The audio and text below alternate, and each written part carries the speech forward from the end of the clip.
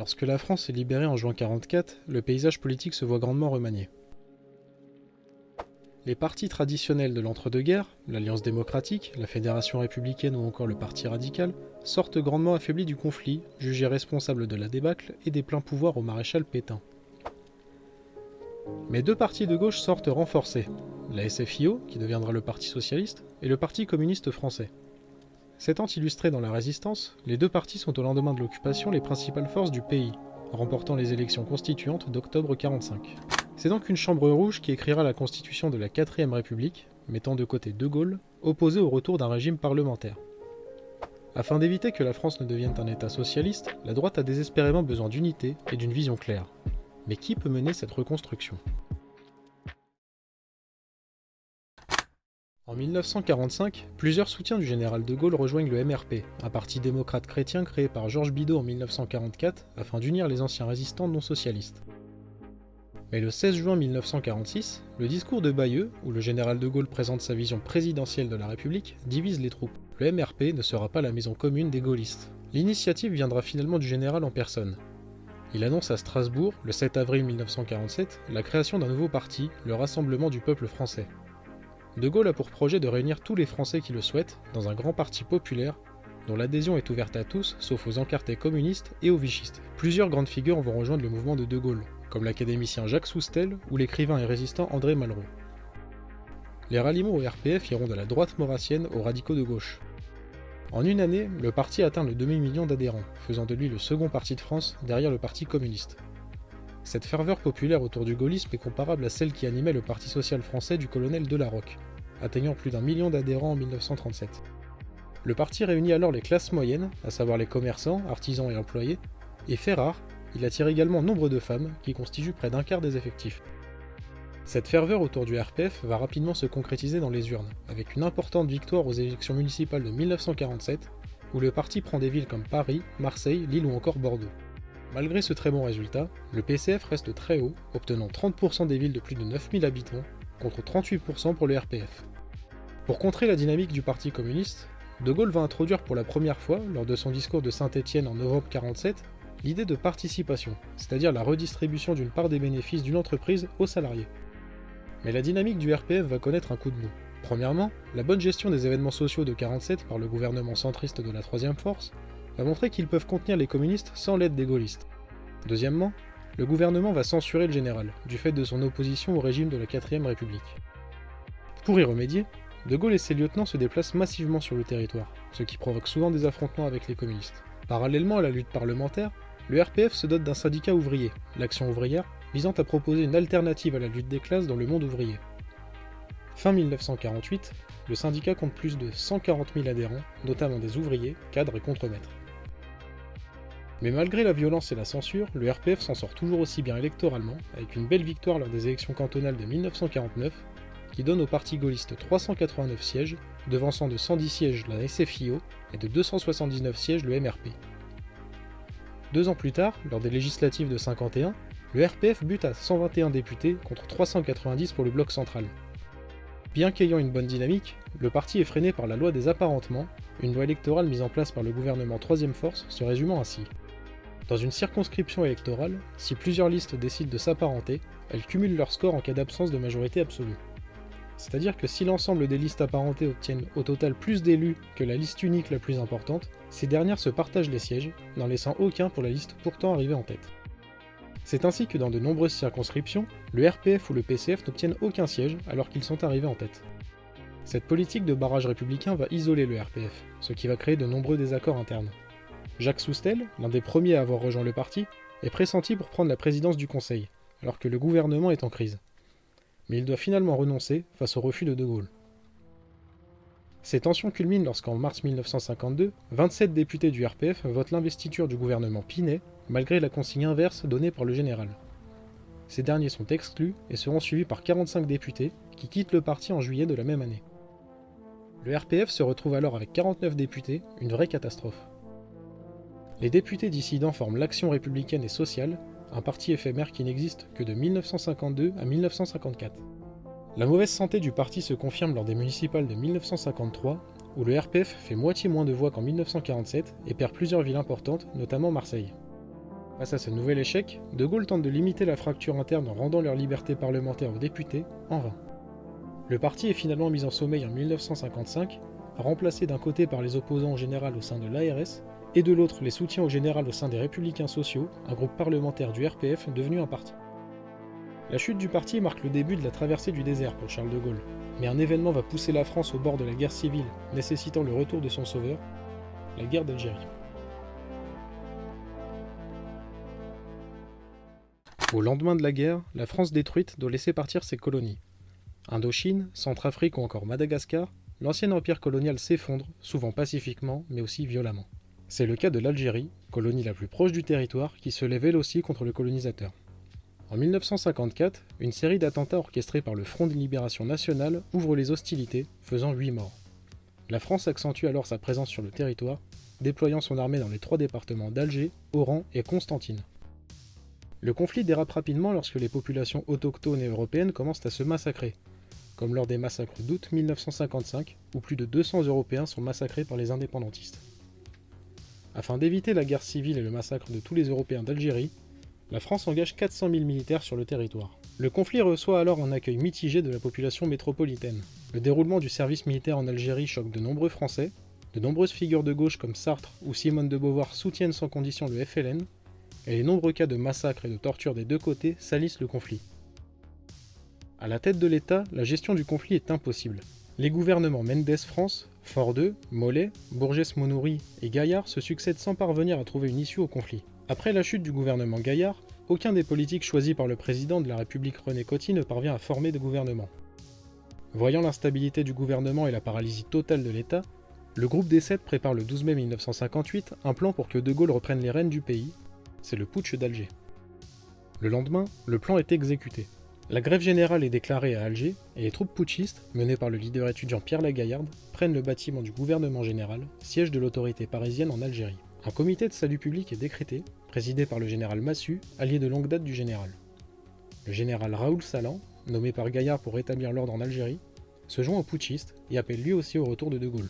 Alors que Pierre Flimlin parvient finalement à constituer un gouvernement pour rétablir l'autorité républicaine, les putschistes préparent un assaut d'envergure, ce qui pousse finalement René Coty à appeler le général de Gaulle afin de former un gouvernement de salut public. Coty transfère immédiatement tous ses pouvoirs au général pour lui donner toutes les cartes en main. Convaincu par cette décennie d'instabilité et d'immobilisme, De Gaulle soumet alors un projet de nouvelle constitution aux Français. Cette dernière serait semi-présidentielle, c'est-à-dire qu'elle donnerait un grand pouvoir au président de la République, notamment celui de nommer le Premier ministre, dissoudre l'Assemblée nationale, organiser un référendum, ou encore s'octroyer des pouvoirs exceptionnels en cas de menaces graves et immédiates envers le pays. Le référendum est approuvé à plus de 80% des voix, et la 5ème République est mise en place le 5 octobre 1958. Parallèlement, des soutiens du général de Gaulle fondent l'Union pour la Nouvelle République, un parti visant à regrouper les partisans du général sous une même bannière. Mais toute l'attention des parlementaires et du gouvernement est tournée vers la guerre, et le parti ne revendiquera pas de ligne politique claire avant 1967. Mais face à l'isolement de la France à l'international et à l'évidence de la fracture entre Algériens et Européens, De Gaulle en vient finalement à la conclusion qu'il faut laisser partir l'Algérie. Dès 1959, il proclame que les Algériens ont le droit à l'autodétermination et annonce un futur vote pour que les Algériens décident de leur avenir. Malgré la victoire militaire française en Algérie, notamment grâce au plan Chal, le gouvernement ne cache pas son envie d'en finir rapidement avec la question algérienne. Cette volonté de laisser tomber l'Algérie, après plusieurs années de combats et des milliers de morts, scandalise une partie de la droite. Le 11 février 1961, à Madrid, plusieurs figures du coup d'État de 1958, notamment Pierre Lagaillarde, fondent l'OAS, une organisation terroriste voulant lutter pour préserver l'Algérie française. Le 21 avril 1961, 4 généraux tentent un coup d'État à Alger afin de conserver l'Algérie française. Mais l'opposition du grand public, la fermeté du général et l'hésitation finale de plusieurs membres vont finalement faire échouer le putsch. Le 8 septembre 1961, l'OAS tente d'assassiner De Gaulle sans succès.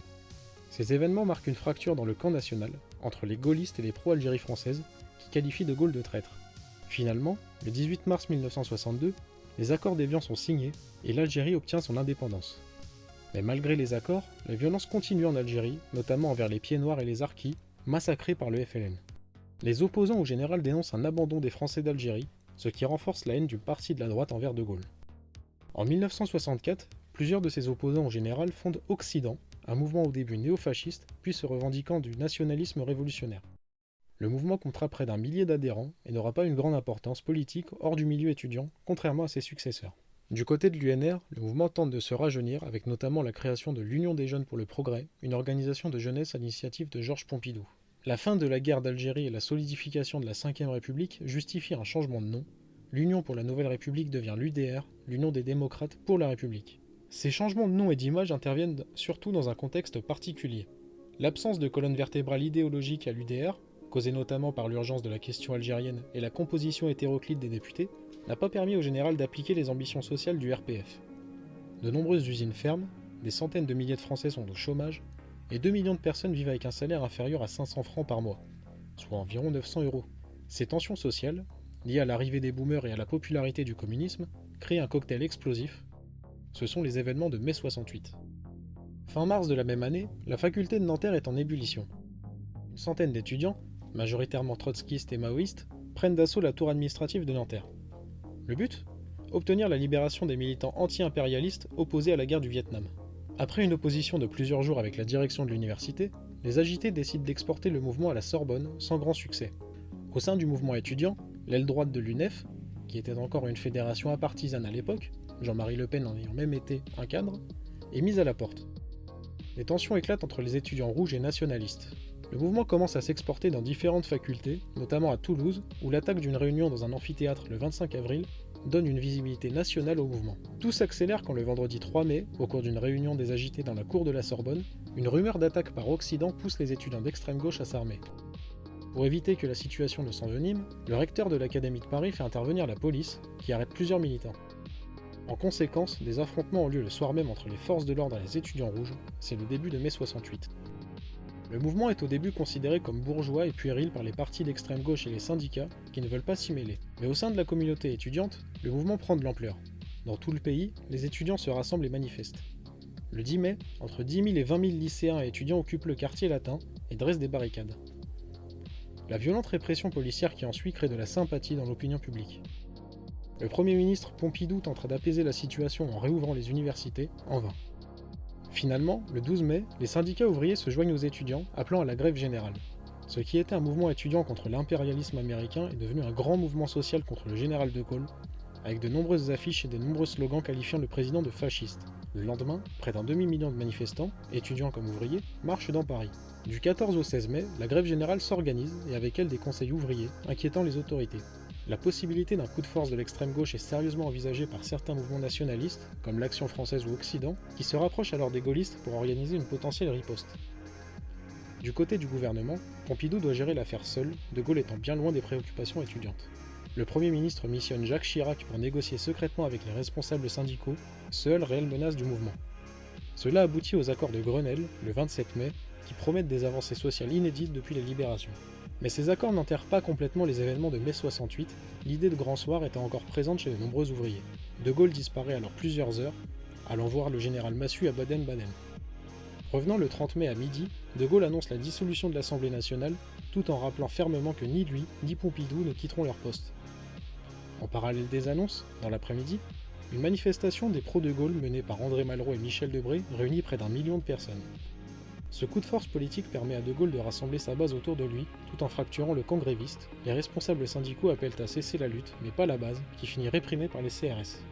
Le mouvement prend fin en juin avec la dissolution de nombreuses organisations d'extrême gauche comme d'extrême droite, notamment Occident, l'arrestation et l'expulsion du leader étudiant Cohn-Bendit, et surtout les élections législatives de fin juin, qui vont à un raz-de-marée du bloc présidentiel, avec 354 députés sur 487 sièges, et un recul des communistes. Mais le vieux général, bien que victorieux, ne fait plus l'unanimité. Il annonce la tenue d'un référendum constitutionnel visant à réformer les régions et le Sénat le 27 avril 1969, en promettant son départ en cas de défaite. La réforme est rejetée par 52% des Français, et le général démissionne. Après une courte gouvernance du président du Sénat Alain Poher, c'est finalement Georges Pompidou qui est élu président de la République le 15 juin 1969. La courte présidence de Pompidou sera marquée par une modernisation de la France, notamment en inaugurant la première ligne de TGV, le périphérique, le développement du projet Cyclade ou encore le projet Ariane, des réformes sociales, mais aussi un discours avant-gardiste sur l'environnement. Néanmoins, Pompidou diffère du général de Gaulle en étant plus ouvert sur la construction européenne, notamment en acceptant l'intégration du Royaume-Uni dans la CEE et en ayant moins de méfiance envers le patronat. En parallèle de la présidence de Pompidou, Occident est succédé par Ordre Nouveau, qui constituera la base d'un nouveau mouvement nationaliste, le Front National. Ce dernier est fondé par l'ancien poujadiste Jean-Marie Le Pen, l'ancien SS et ami de François Mitterrand Pierre Bousquet, ou encore l'ancien président du Conseil national de la Résistance, Georges Bidault. Le but du parti est simple, réunir toutes les chapelles nationalistes. Le 11 mars 1973, les élections législatives donnent une nouvelle majorité au bloc présidentiel, mais les centristes des Républicains indépendants et de l'Union centriste concurrencent l'UDR. Mais à la surprise générale, Pompidou s'éteint le 2 avril 1974 de la maladie de Waldenström, et avec lui, le gaullisme.